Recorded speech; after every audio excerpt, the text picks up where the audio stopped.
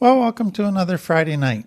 We've been looking at life traps or prisons that come out of complex trauma, things that children needed to do to survive or to try to get their needs met. So patterns of coping that developed became part of their subconscious brain, and they worked for the child.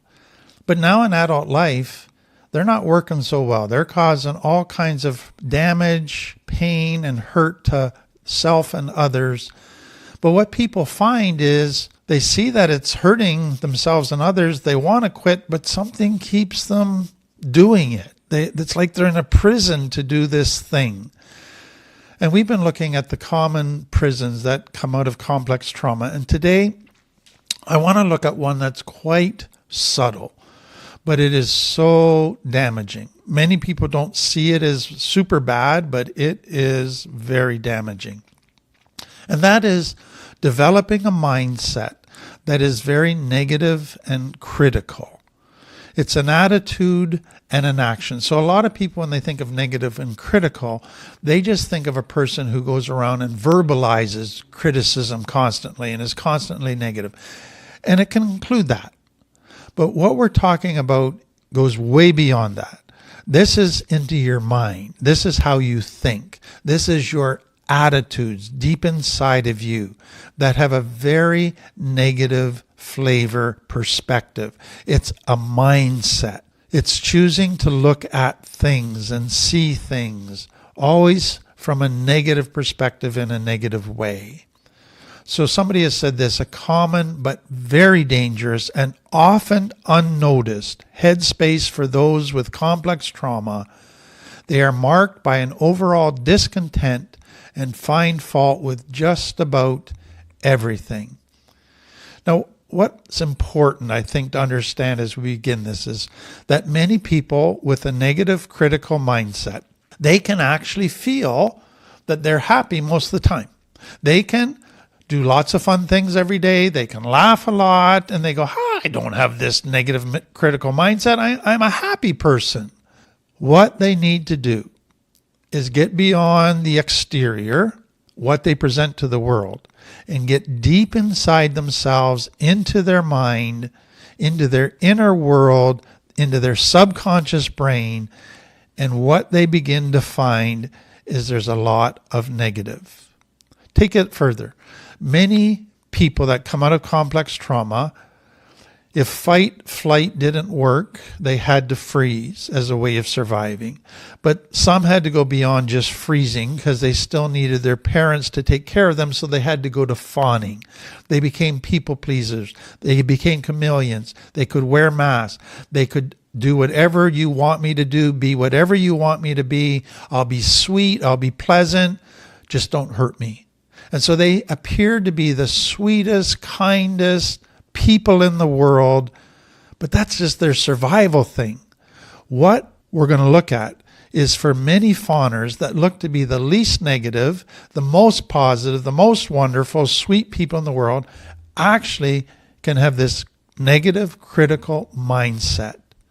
So just imagine you could follow a fawner around for a day. Maybe you are a fawner. And you would hear and watch them, what they do and say to others, but then you had the ability to hear what was going on in their head that nobody else was ever going to hear. So they go to work and they say to their colleague, "Hi, good to see you. How are you doing?" That's what fawners do. But then in their brain, they're going, "You jerk, you're a disgusting person." Or they go on a coffee break.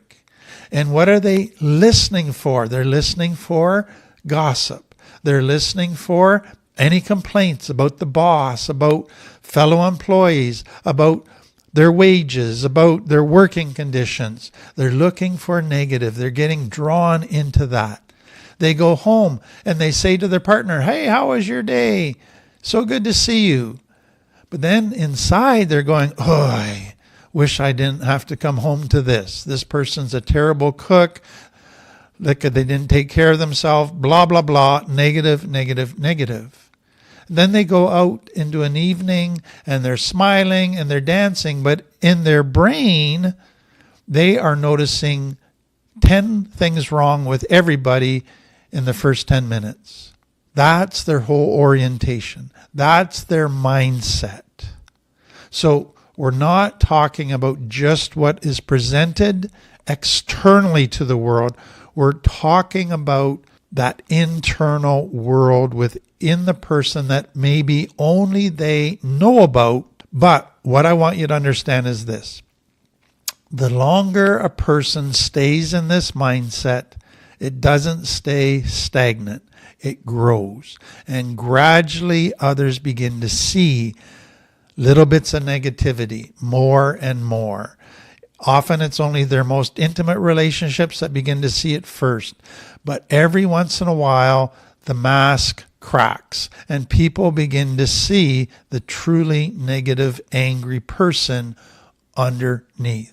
So what happens as this grows is there's more negativity, there's a darker internal world, a more angry internal world, less joy, and people around you stop enjoying being with you. They don't enjoy your company anymore. You're not fun to be with. So let's get to the test that we always start with, just to get us thinking about some of the characteristics. So answer 1 if this is completely untrue of you, 2 if it's mostly untrue of you, 3 if it's slightly more true than untrue, 4 if it's moderately true, 5 if it's mostly true, and 6 if it describes you perfectly. And if you get a 5 or 6 answer to any of the questions, regardless of your score, then this could be a very significant life trap for you. So number 1, I complain a lot. 2, I have a tendency to blame others for my problems. 3, I have a tendency to be sarcastic. 4, I often criticize people. The first thing I look for when I meet someone is a flaw. 5, I enjoy ripping someone to pieces in my mind, and I do so regularly. 6, I often have a victim mentality. 7, I always expect the worst. 8, I dwell on bad news. 9, I become very negative when I'm in a hurry and nobody's cooperating and helping me. 10, I become very negative when I'm wanting a bigger bubble, more space to myself, when I don't want to be present to loved ones and they're not respecting that. So the score, if you get a 10 to 19, this doesn't probably apply to you. 20 to 29, it might apply to you occasionally. But 30 to 39, it's probably an issue for you. 40 to 49, probably a very significant issue for you. And 50 to 60, probably one of your core life traps. Now, just to give us a perspective on this topic, negative and critical is vague and it's big. So I want to give you different types of negativity that people can have. So the first is cynicism. And this is just the person who just mistrusts people. He's cynical of everybody. And so it doesn't matter what good they're doing. He doesn't trust that their motives are good. He's cynical about their motives. Second is hostile. And it's a person who just doesn't like people. And so they're just unfriendly to everybody. They don't want to develop any relationships. So part of that is they're just negative towards everybody. But there's really an anger, hostility underneath it.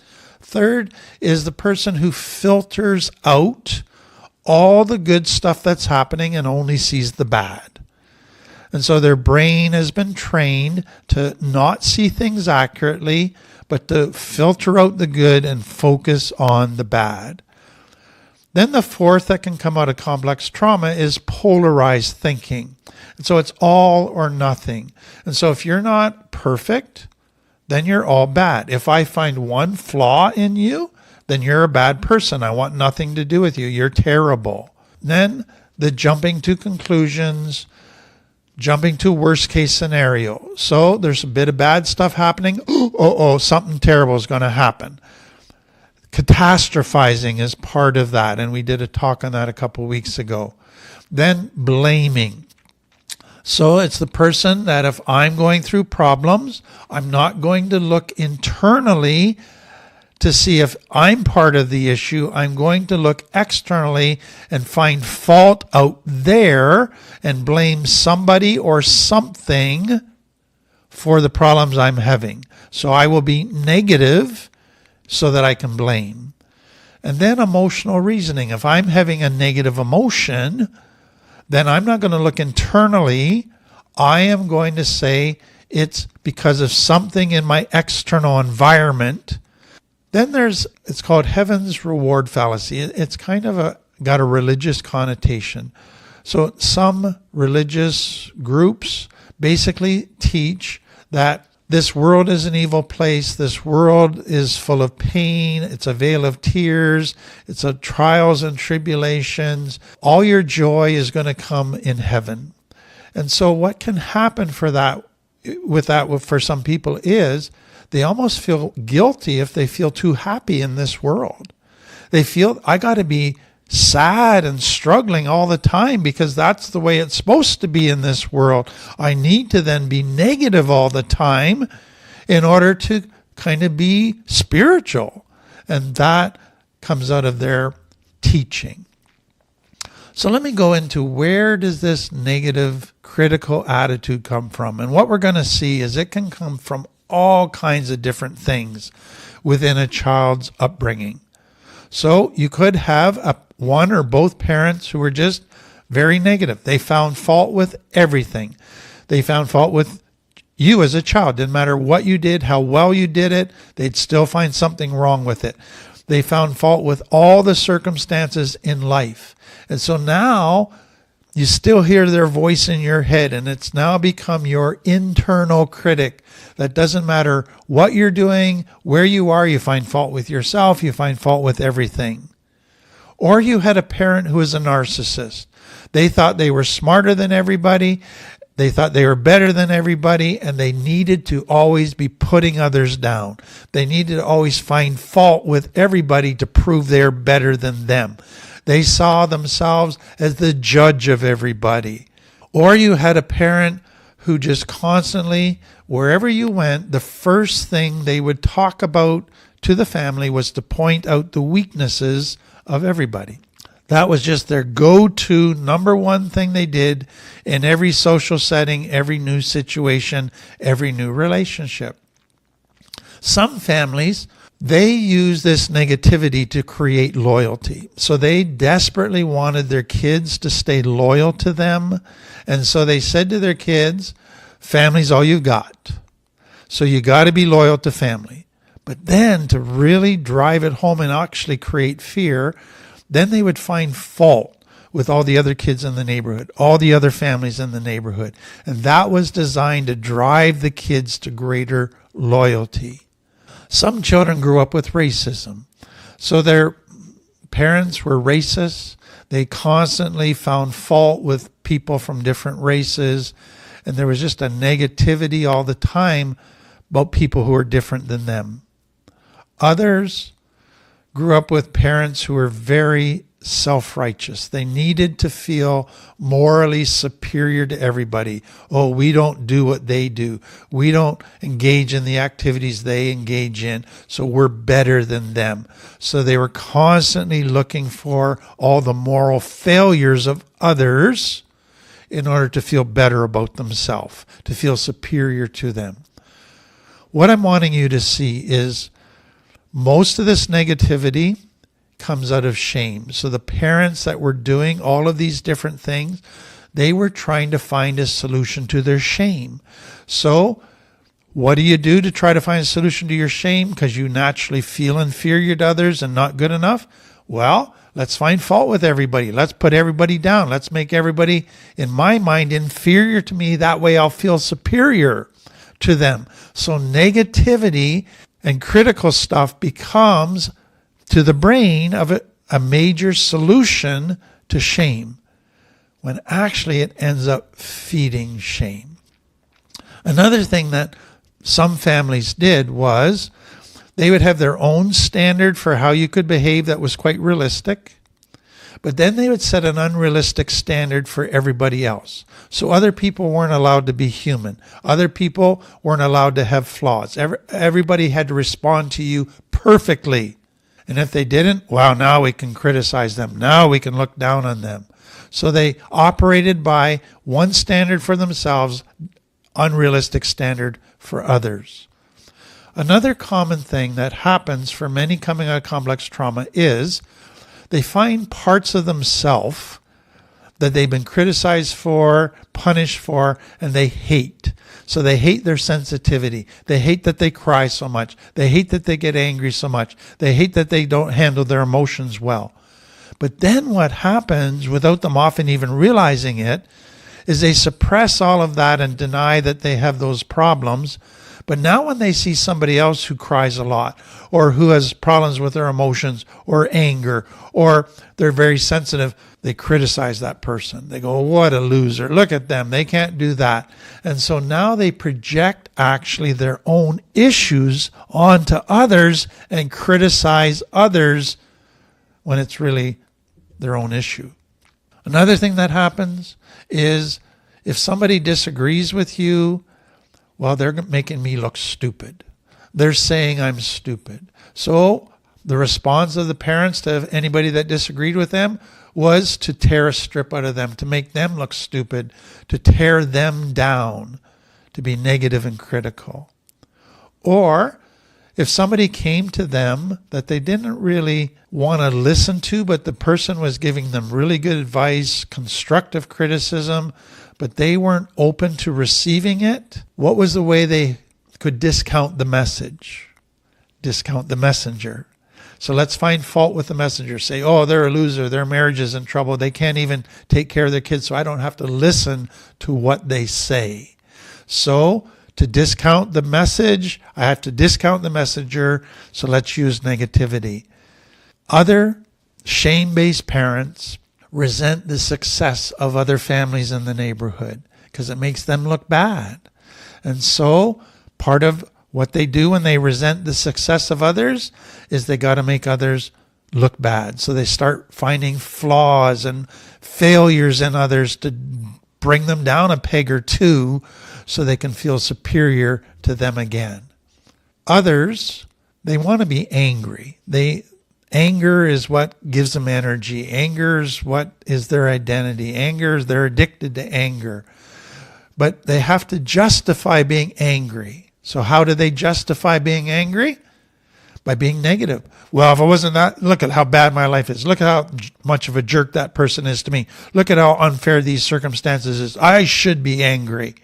And so negativity becomes a way to justify being angry all the time. So what I want you to see is people now are using negativity as a tool to try to get different needs met, to try to justify unhealthy behaviors. It's a multiple usable tool in their toolkit. So another way they use this tool is they don't know how to set boundaries with people, but they don't want relationships with people because they've been hurt too much. They don't trust people. So how do they keep people away from them and not be interested in people? Just find fault with people. Be super negative about everybody in your mind. That then justifies isolating and never building relationships. Some people grew up in a place where their parents were very religious. They had all kinds of rules about drinking, dancing, tattoos, makeup, hair, clothes you wore, places you went, all like rule. And what happened because of that, it was a very black and white world where you either were doing the right thing or you were doing bad things, is it made them feel superior to everybody because they were keeping all the rules. It enabled them then to look down on everybody else, and they could point out all their faults. It really fueled a constant negativity towards everybody else. Some people grew up in a shame-based culture. And one of the things that happens in a shame-based culture is you don't control a child so much by creating a healthy conscience about what is loving and what is unloving. The concern is you got to conform to the way we do things around here, to the rules of this family. Doesn't matter if they're healthy or not. It's the way we've always done it. And so how we control the children and manipulate the children is if they break a rule, they're not doing social etiquette properly, then everybody gets negative towards that child. And that child starts to feel, I'm going to lose this family if I don't conform. And so it becomes a way of manipulating people to do what you want, is just to be super negative towards them. But then another thing can happen in families. So many families that are full of pain and hurt don't share intimately. That's very superficial. Everybody's afraid to go deep. Everybody's afraid to be authentic and vulnerable. But the only time they get really deeper and more intimate is when they're being negative about everybody else. But that feels good. We connected at a deep level. We had some deep intimacy by gossiping, by complaining.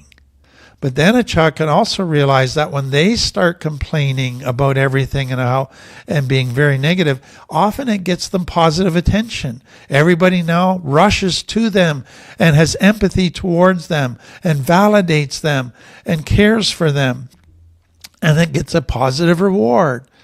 Others, what they find is they weren't allowed to talk authentically and openly about all kinds of different things. But when they got negative and they got angry and complained, they could just let it all hang out, and it felt good. And everybody allowed them to do it because everybody else was doing it. So the only relief valve that they had, the only way to release all the pent up anger and pressure inside of them, was to have a really good rant and complain. And it was therapeutic. It felt great in the moment. Some of you grew up with a parent who was so negative that it built up so much pressure that they would come out of their bedroom in the morning determined to have a fight because they needed a fight to relieve the pressure. But they first needed to justify a fight. And so what did they do? They just started looking for something negative. And as soon as they could find something negative, well, that justified them getting angry, starting a fight, and then that would relieve their pressure. So all of those different environments create negativity, but then twist and use negativity as a tool to try to accomplish good results, to try and hurt other people, to try to get what you want. It becomes a multifaceted tool that has good intentions but bad ways of getting there, bad intentions, self-protection, all kinds of different things. So let me bring it to the complex trauma perspective and just help you begin to understand at a little deeper level what's happening with negativity inside a child with complex trauma. So if you look at a child growing up where they're abused or neglected, where they're not connecting with anybody, where they can't be authentic, where they're being hurt, where they can't resolve problems, their life is negative. They got negative emotions, negative circumstances. They can't resolve them. They don't have support. Feel all alone. They feel it's all their fault. Life sucks. Life is negative. And so it's a negative world, but it's their normal. And what they don't realize begins to happen is their brain begins to adapt to this is normal. This is what life is. It sets up a subconscious template. And so what then happens as they get into adult life is that they need to feel negative and crappy to feel normal. If they felt too good, if they felt everything was wonderful, they'd feel it was wrong. They'd feel they're doing something wrong. They'd feel weird. They'd feel uncomfortable. So their brain says we need to feel negative, crappy, finding fault all the time to be able to relax, to feel normal. That's the template that gets set up. And now the brain has that as a default setting. So no matter what is happening in your life, it wants to gravitate back to feeling crappy. And how does it do it? By being negative.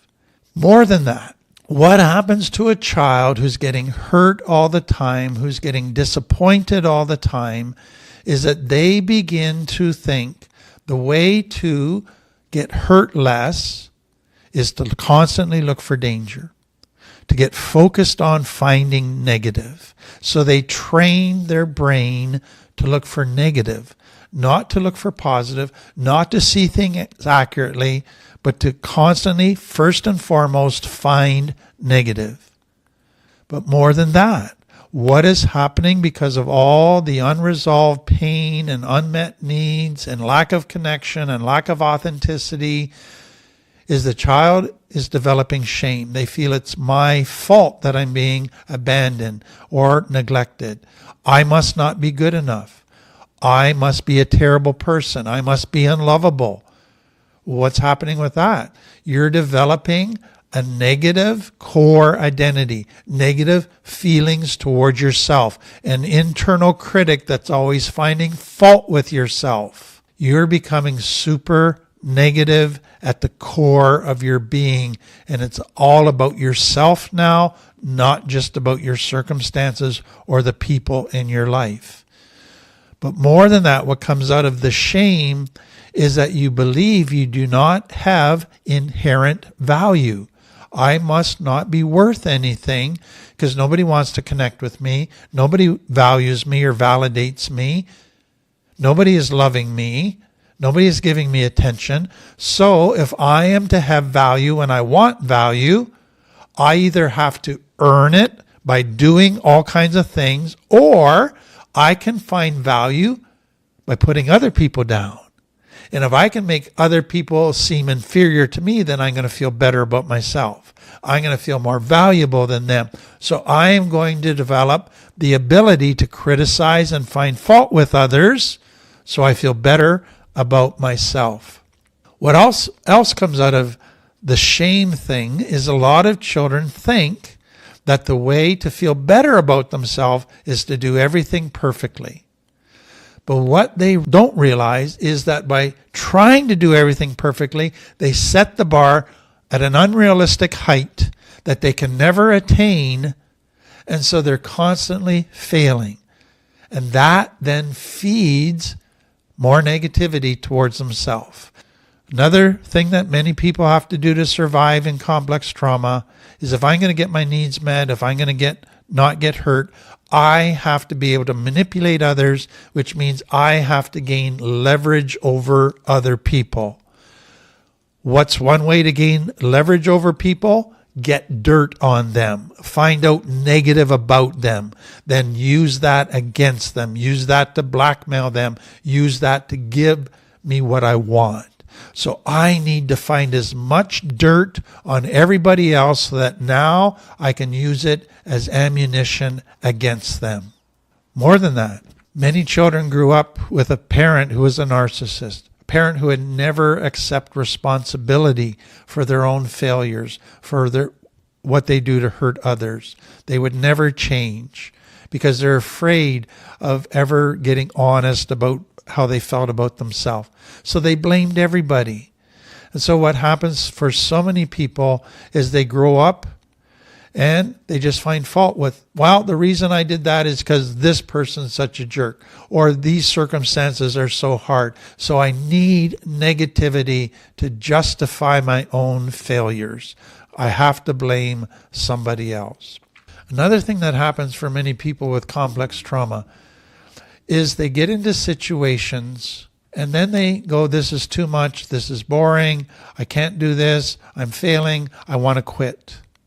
But they don't want to quit just out of the blue because then they'd look bad. They need to justify quitting. So how do they justify quitting? Well, let's find fault with the job. Let's find fault with the boss. Let's find fault with other employees.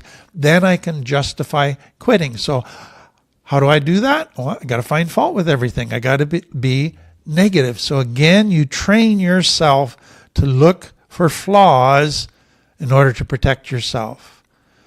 Other people, their spouse says to them, you need to change. You are not being the dad you should be. You are not being the friend you should be, the spouse you should be. You desperately need to change.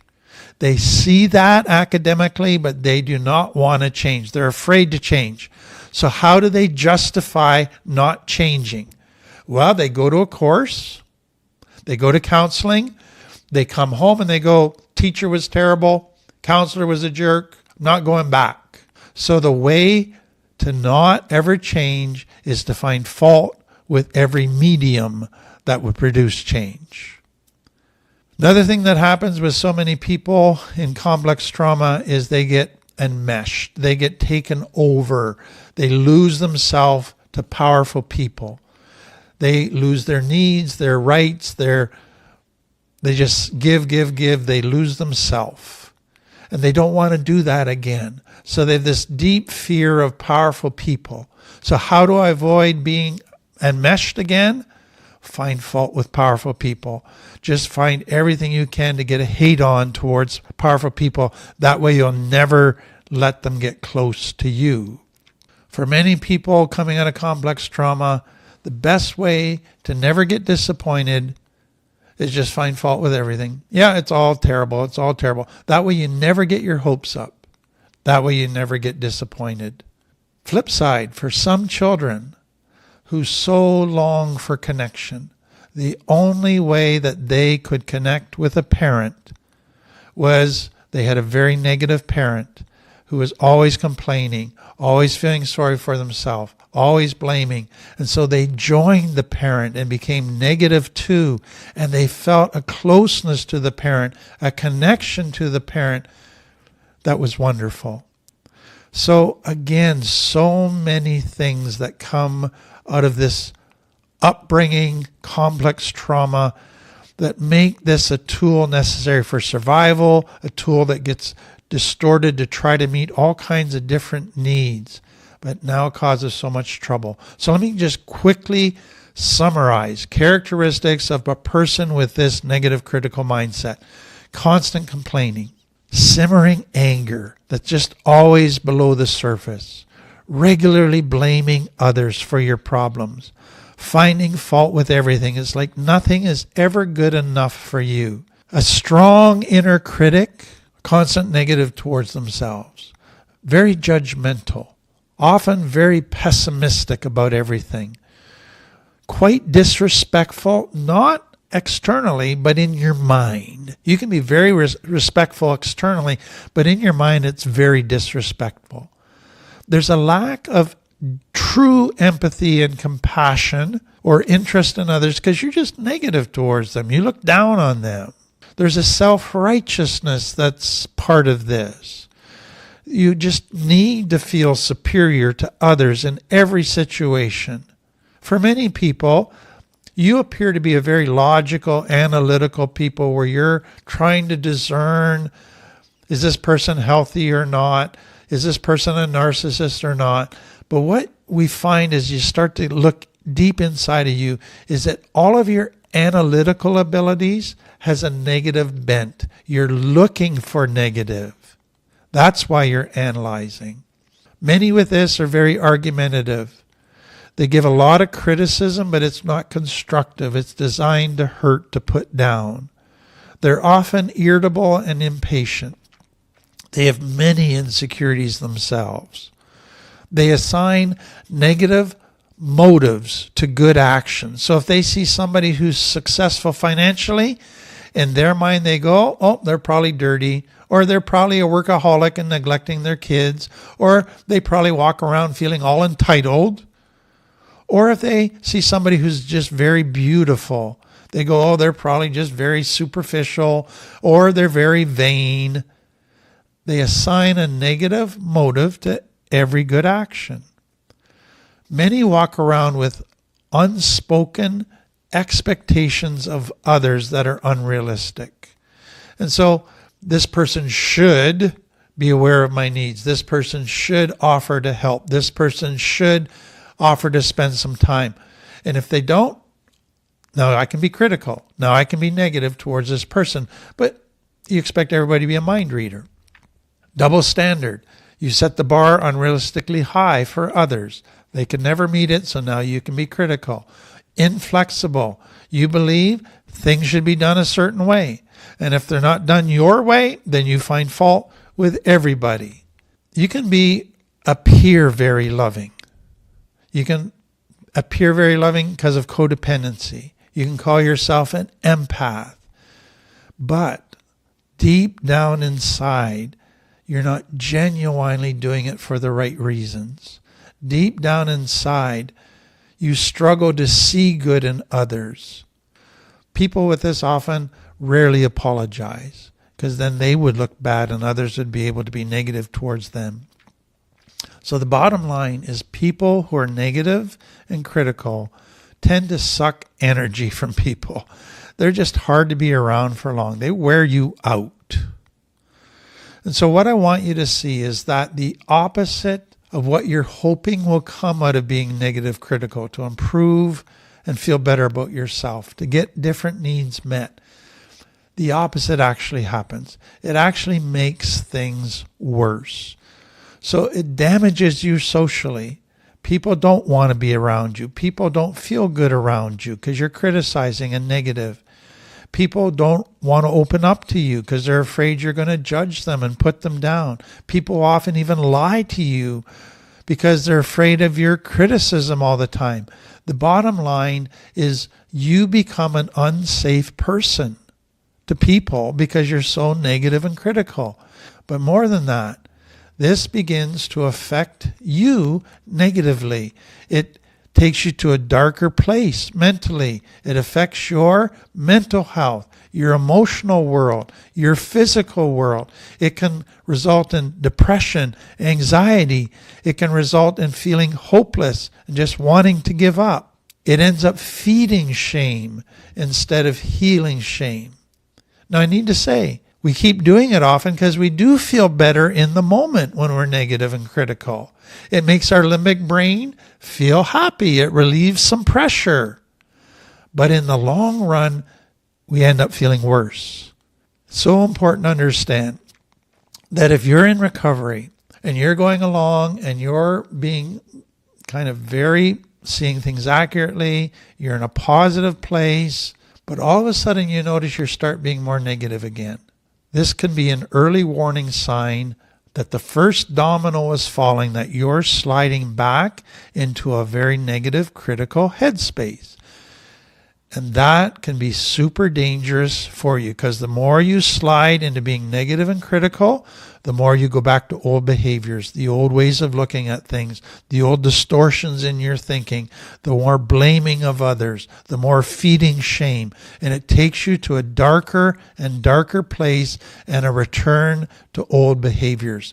So just be aware of that early warning sign that you're sliding backwards.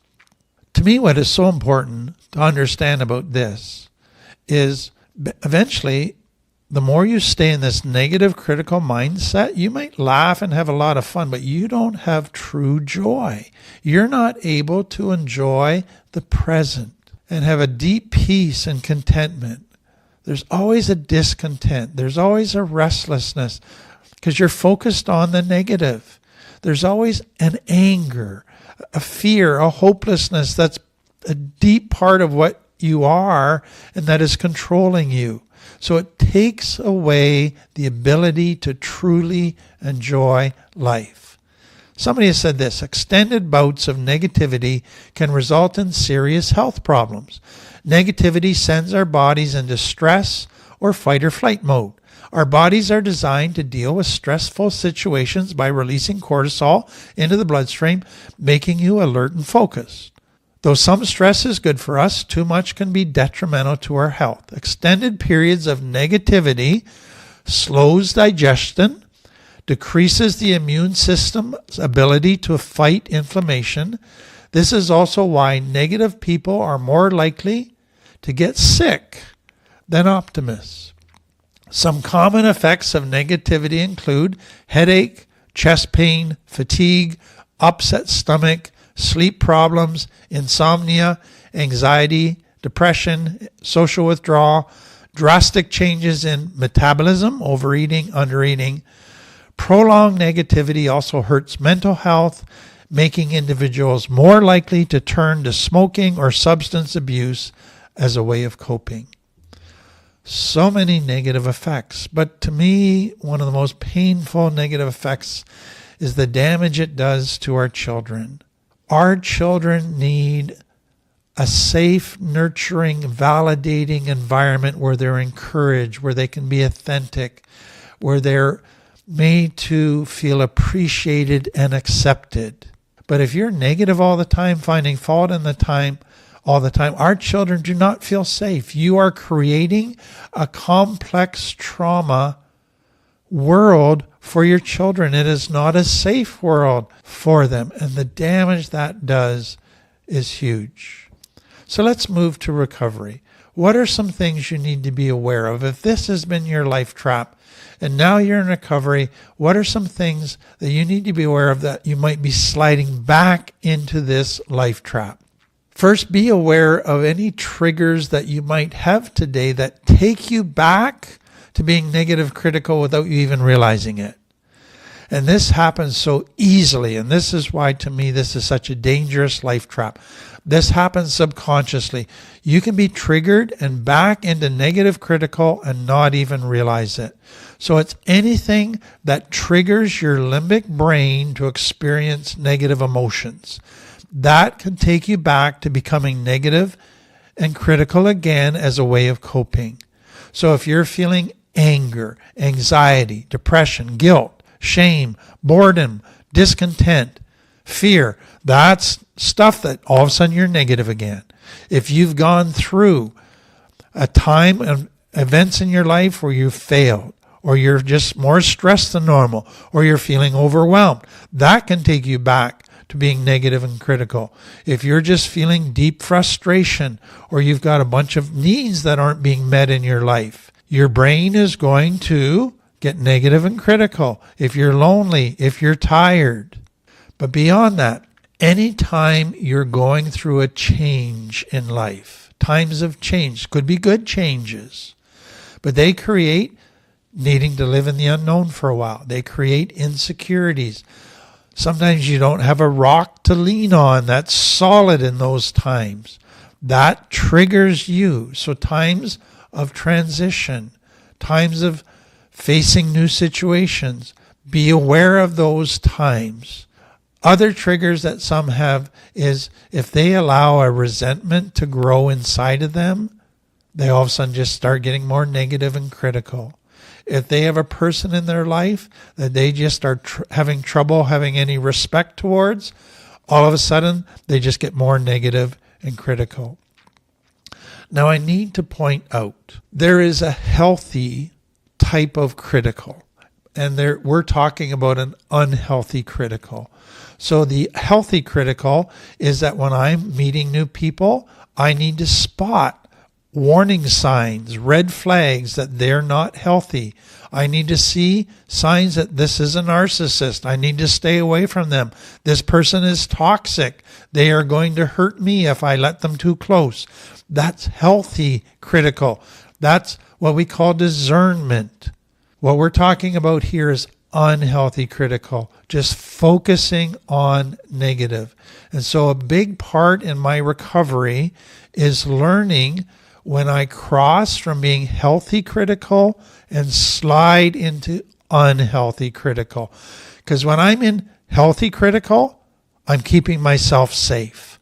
When I'm in unhealthy critical, I'm actually hurting myself and keeping myself unsafe. So let's go to healing. What will begin to help us change this life trap so I'm not negative critical headspace all the time? It starts with being mindful of it. So this life trap operates for most people in the subconscious world. They're not even aware of it. It pops to the conscious occasionally, but they need to become mindful of it. So take time each day to just do a body scan, emotion scan, to see if you can detect negativity, critical mindset existing inside of yourself. Start to become aware of it. And as you do, go deeper than that and go, okay, what's triggering this? What's going on that's caused my brain to go back to negative and critical? So be curious about it. Learn from it. That's how you begin to grow. But if you catch yourself and you realize I'm sliding into negative and critical, part of your brain is going to want to continue down that path and feed it. You need to develop ways to stop it. Don't feed it. And so for some people, that is, don't focus on negative around me and blame stuff. Don't focus on negative stuff in the news.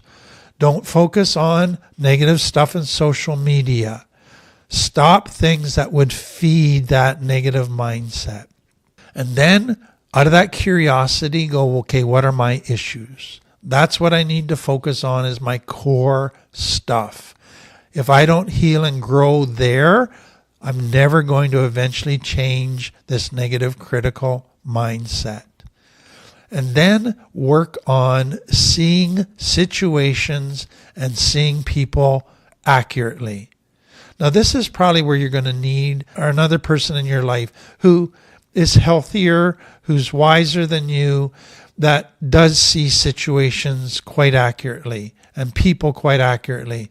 So let's say you go and you meet with somebody and they're there as well, or you go to a situation, an event, and they're there as well. And then afterwards you go to them and go, okay, here's what I read in this person. Here's what I saw in this person. Here's how I saw this event. Am I seeing it accurately, or is it still distorted? Somebody like that you can debrief with, and they can help you retrain how to see things accurately. Another thing that is so helpful for people that have spent their life just seeing negative, being negative, is training themselves to be grateful, training themselves to validate themselves about positive things, seeing them starting to encourage themselves when they're feeling down with positive things. Next, you have to have boundaries with negative people. Negative people will gravitate towards you. They'll want to just talk negative about others and events and gripe and complain. And there's going to be an attraction to you. You have to set boundaries with people like that, or else it'll suck you into that. So have boundaries also about news, about social media, so that you're not just feeding your brain with negative stuff and with drama. And then for many people, some of their negativity and inner critic is fueled by past guilt, things that they have done. And that keeps them in a very negative place towards themselves. And so a part of growth and healing is forgiving themselves and not dwelling on past failures. And then not just setting boundaries with negative people, but spending time with uplifting people, with people who are encouraging, with people who are validating, connecting with healthy people. That is so important in all of this.